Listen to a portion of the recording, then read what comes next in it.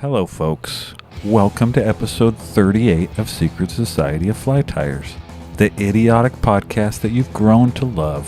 This episode will be the first where the focus is a species of fish, and it all started with an Instagram post by friend of the show and one of the guests on this very episode, Grant Powell, who goes by the handle of Hill Country Flyworks on social media. The post that got the ball rolling on this episode was him documenting an encounter with a big gar while out fishing with his pal. I'm excited to learn, along with all of you people, about a really cool, long-nosed fish species that fly anglers all over the realm try to wrangle with rope flies and just plain old rope. Maybe you already know a thing or two about gar. That's okay. I'll still do my best to make this enjoyable. It's my duty as your podcast servant.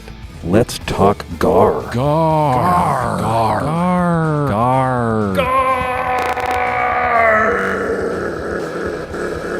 There's a lot to learn today.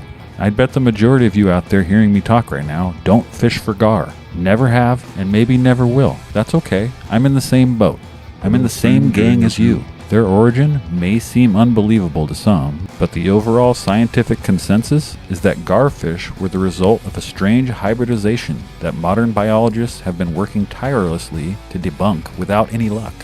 It sounds weird and unlikely, but garfish are the result of interspecies breeding between the American alligator and Arctic char. Mush those names together and it's pretty easy to understand how the fish got its name. The species inherited the long-toothed mouth from its reptilian father and the rest from its fishy mother. So a gator dad and a fish mom. Just like you. I'm sorry, I didn't mean that. Okay, maybe what I just said about the gators and chars isn't true. Gar have no reptilian blood, unlike every world leader in the political sphere. Okay, where were we? I was going to tell you about fishing for gar. And gar just love to eat rope, whether you like it or not. Or they like it or not. Whatever. The steelhead is always going to be my favorite fish, but I'd love to make the gar the official fish of the show. A fish you don't even need a hook for.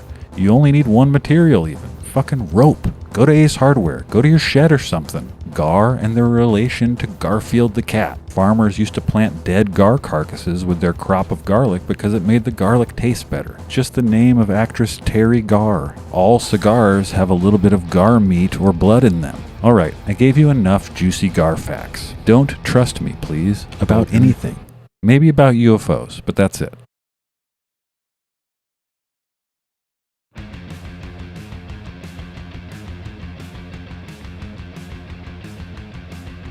Hey everybody, it's me, Martha Stewart.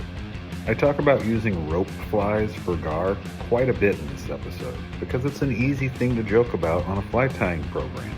But after talking more with my guest Matt Simpson, who actually guides for gar and has caught many of them, turns out rope flies aren't the most ethical way to target these prehistoric long-nosed fish.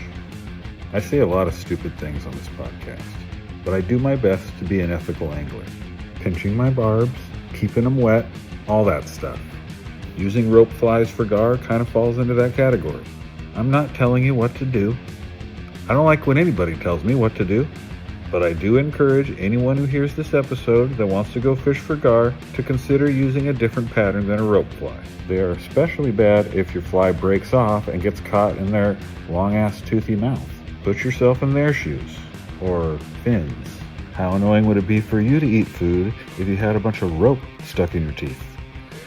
Anyway, thanks again to Grant and Matt for being my guests. I hope you all enjoy the show.